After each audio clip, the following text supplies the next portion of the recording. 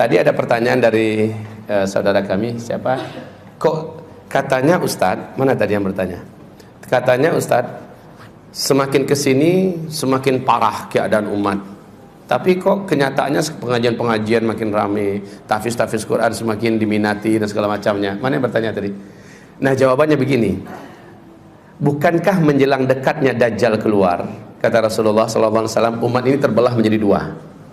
Mukmin yang semakin kuat imannya. Nah, itu yang dimaksud.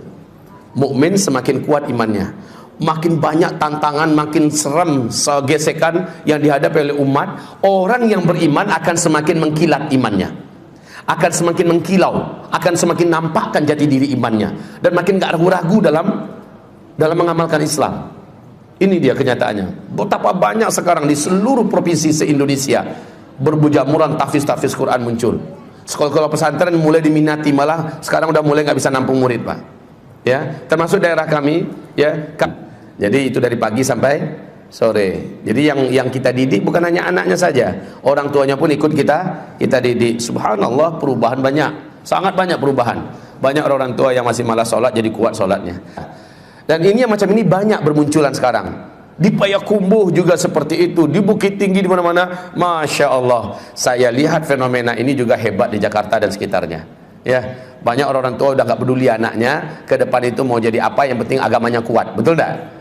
Ke depan itu dia punya ijazah, dia punya gelar, itu udah gak penting bagi orang tua sekarang. Yang penting anaknya selamat, akidahnya bagus, ibadahnya keren. Ya, ini sudah menjadi karakter orang tua beriman akhir zaman ini. Jadi ada sebuah kabar baik, insya Allah. Kenapa CIA, KGB Rusia meyakini bahwa khilafah Islamiyah sebentar lagi akan menguasai seluruh dunia? Mereka melihat geliat yang sempurna sekarang, geliat kebangkitan Islam. Di Eropa bagaimana orang masuk Islam sekarang? Dahsyat sekali. Di Eropa, ya, dahsyat sekali. Kasus Rohingya ini juga salah satu pemicu banyaknya orang-orang non-Muslim masuk Islam sekarang. Ya, setelah penghancuran gedung WTC di Amerika, ya, itu pun menjadi pemicu berbondong-bondongnya warga Amerika dan dunia masuk ke dalam Islam, karena mereka tahu Islam tidak mengajarkan itu. Justru dengan kejadian itu mereka pelajari Islam, lalu mereka temukan Islam kebalikan itu semua, dan mereka temukan indahnya Islam.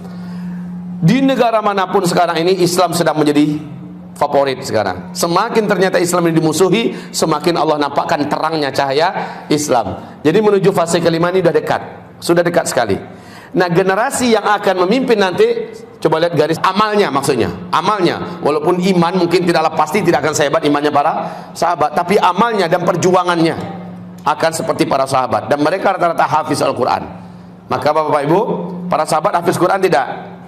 Para sahabat hafiz Quran. Sekarang coba lihat Erdogan ketika dia menggiring puluhan ribu anak-anak di jalan raya, didampingi oleh militer, didampingi oleh polisi, didampingi oleh orang tua.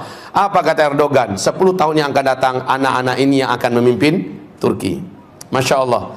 Dan dia meyakini bahwa anak-anak ini akan kita jadikan sebagai anak yang hafiz Al-Quran seluruhnya. Puluhan ribu, Pak. Kalau Turki seperti itu, negara yang langsung menolong. Kalau Indonesia, negara nggak ikut-ikutan, nolong tahfiz Quran nggak ikut-ikutan. Tapi bermunculan nggak? Enggak aja dibantu oleh negara, sudah begini hebatnya kemunculannya. Walaupun sudah ada pihak-pihak yang mencoba mendiskreditkan. Ciri-ciri keluarga teroris adalah anaknya dimasukkan ke sekolah tahfiz. Ya kan begitu kan? Walaupun ditakut-takuti, orang beriman udah nggak takut. Alhamdulillah, saya lihat ada gejala yang positif. Terjawab ya, insya Allah.